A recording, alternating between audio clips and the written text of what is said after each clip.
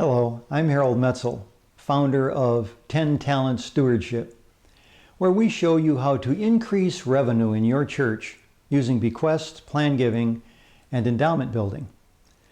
Earl Nightingale used to teach that a true entrepreneur considers what his or her industry will be like 20 or so years from now.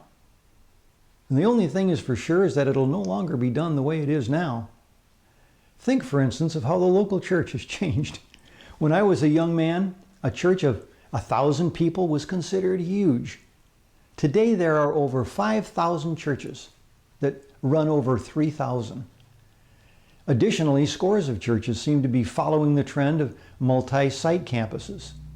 Small group ministries seem to have, in many churches, replaced the idea of Sunday school.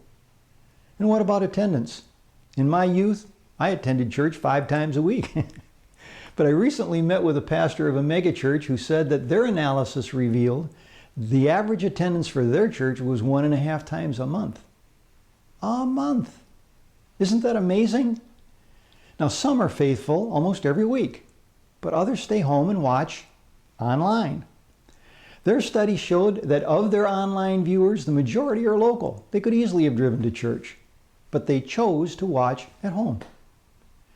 Well, in my world also of stewardship development, things are changing.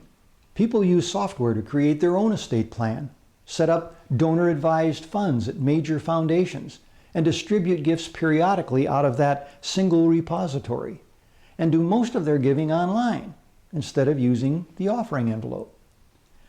So when it comes to bequests, plan giving, and endowment building, they're not going to wait for the national expert to come and visit. They'll either get it online or pull something out of the church library. So let me ask, what's in your library?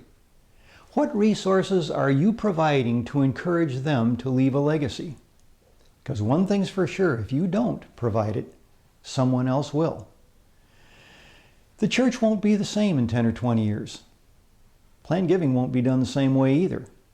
And that means both you and I are going to have to learn to think differently, like an entrepreneur. Because the growth of any industry or ministry is dependent on how well we can see into the future.